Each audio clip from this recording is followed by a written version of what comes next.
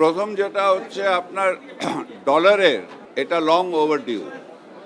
আপনারা জানেন যে যদিও আমাদের অফিসিয়াল রেট ছিল 109, কিন্তু ইম্পোর্ট হচ্ছিল অনেক বেশি দামে।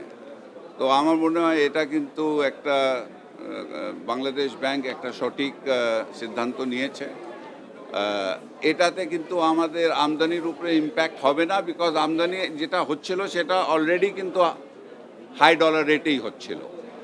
এটাতে আমাদের রপ্তানির উপরে কিন্তু সাংঘাতিক একটা ইম্প্যাক্ট হবে, যেহেতু আমাদের এক্সপোর্ট অনেক বাড়বে, তার সাথে সাথে আমাদের রেমিটেন্সের উপরেও অনেক ইম্প্যাক্ট পড়বে এটা, যার ফলে আমাদের যে রিজার্ভের উপরে চাপ আছে সে চাপটা অনেকটা কমে যাবে। তো আমি মনে করি এটা কিন্তু একটা খুবই সময় উপযোগী একটা সিদ্ধান্ত সেন্ট্রাল ব্যাংক নিয়েছে। আমি ওনাদেরকে এটার জন্য অভিনন্দন জানাতে চাই। আর ইন্টারেস্ট রেট যেটা বলেছেন, আপনারা জানেন আমি অনেক দিন থেকেই বলে আসতেছি ইন্টারেস্ট রেটটা বাড়বে, এবং এখন যে ইন্টারেস্ট রেটটা, এটা আপনি ঠিকই বলেছেন, এটা আমাদের ব্যবসায়ীদের উপরে অনেক সিরিয়াস একটা চাপ পড়বে। কিন্তু এটা করা হয়েছে যেহেতু আমাদেরকে ইনফ্লেশনটা নিয়ন্ত্রণে আনতে হবে, তার জন্য এটা করা হয়েছে। এখন আমরা দেখি, এটা আমরা ওয়াচ করব। যদি ইনফ্লেশনটা কমে আসে তাহলে ভালো, যদি না আসে তাহলে আমাদেরকে আবার ইন্টারেস্ট রেট রেজিমটাকে রিভিজিট করতে হবে। একটা জিনিস আমি যেটা বলছি যে মুদ্রা পাচারের যে কথাটা বলা হচ্ছে, আমাদের কাছে কিন্তু এখনও কোনো হার্ড এভিডেন্স নাই। আপনারা জানেন যেটা আমেরিকার একটা থিঙ্ক ট্যাঙ্ক এই ফিগার একটা দিয়েছে, কিন্তু আমরা যখন ওদেরকে জিজ্ঞাসা করেছি তোমাদের বেসিসটা কি, তারা তো শুধু একটা ফিগার বলে নাই, তারা ফিগার আপনার 4-5 ডেসিমেলের মধ্যে গিয়ে বলে দিয়েছে। তো আমাদের কথাটা হলো যে তুমি যদি এত অ্যাকুরেট ফিগার দিচ্ছ, তোমাদের এভিডেন্স, তোমাদের মানে এই যে ডেটা তুমি বলছো, সেই ডেটার কিন্তু ভিত্তিটা কি, সেটা আমরা কিন্তু পাই নাই। সেন্ট্রাল ব্যাংক আমাদের যে এখান থেকে তো হাইকোর্ট, আপনার মনে আছে হাইকোর্টও একবার একটা রুল ইস্যু করেছিল, সেটা কিন্তু আপনার এটা হয় নাই।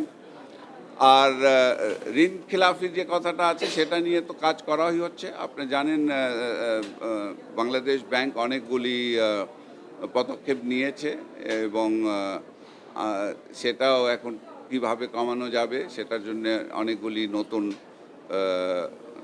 গাইডলাইন আমরা সেন্ট্রাল ব্যাংক থেকে পাবো।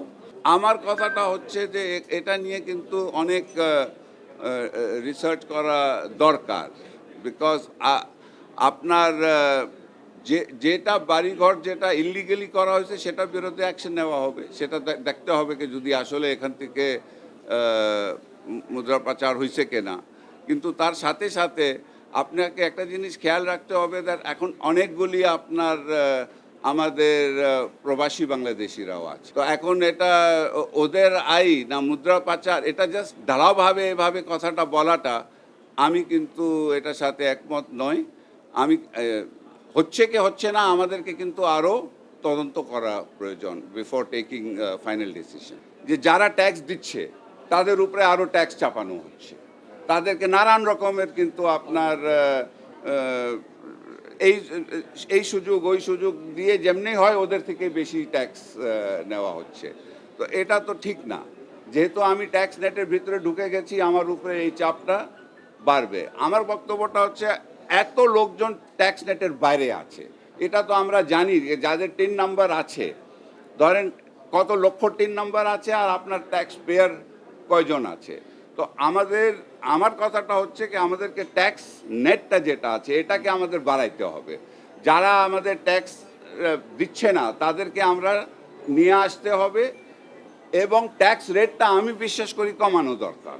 আপনি যত ট্যাক্স রেট কমান আর যত আপনি ট্যাক্স নেট বাড়ান, এটা কিন্তু পৃথিবীতে সব দেশে, এটা কিন্তু আমি কোনো নতুন কথা বলতেছি না, এটা কোনো রকেট সায়েন্স না, পৃথিবীতে সব দেশেরই কিন্তু যেই দেশটাই ট্যাক্স রেট কমাইছে এবং আপনার ট্যাক্স নেটটা বাড়িয়েছে, তার কিন্তু রেভিনিউটা বেড়েছে। আপনার প্রত্যেকটা, আমার এলাকায় আমি দেখি না ইউনিয়ন লেভেলে অনেক লোকজন ব্যবসা করতেছে, এদের কাউকে তো আমরা ট্যাক্সে নেটে আনতেছি না। উপজেলা হেডকোয়ার্টারে আপনি দেখবেন অনেক নানান রকমের ব্যবসা হচ্ছে, ওদেরকে কিন্তু ট্যাক্স নেট তো আনা হয় নাই। কেন আমরা এদেরকে ট্যাক্স নেটে আনতে পারতেছি না? এটা একটা চলমান প্রক্রিয়া। এটা শুধু চীনের সাথে না, ভারতের সাথেও আমরা করতেছি। তা যেখান থেকে আমাদের বেশি আমদানি হয়, যে দেশ থেকে আমাদের আমদানিটা বেশি হয়, আমরা সেই দেশের মুদ্রায় যদি আমরা কিন্তু ট্রেডিং করতে পারি, সেটা চেষ্টাটা চলতেছে। চীনের সাথেও কথা হচ্ছে, ভারতের সাথেও কথা আমরা বলছি, দু জায়গায় কিন্তু নেগোসিয়েশনগুলি চলমান আছে। নিশ্চয়ই ডলারের উপরে চাপটা কমে যাবে যদি আমরা আপনার যে এখন হচ্ছেটা কি, আমি যদি চীন থেকে কিছু জিনিস আমদানি করি, ওটাকে আমি ডলার দিয়ে তাকে পেমেন্ট করতে হয়। আমি যদি ওটা ইউয়ানে পেমেন্ট করতে পারি, অথবা যেটা ভারত থেকে আমরা অনেক কিছু জিনিস আমদানি করতেছি, আমরা যদি ভারতের রুপিতে আমরা যদি পেমেন্ট করতে পারি, তাহলে আমাদের ডলারের উপরে চাপটা অনেক কমে যাবে। এটা তো লজিক। এলো খবরের কাগজ, নিখাত, নির্ভীক, নিরপেক্ষ।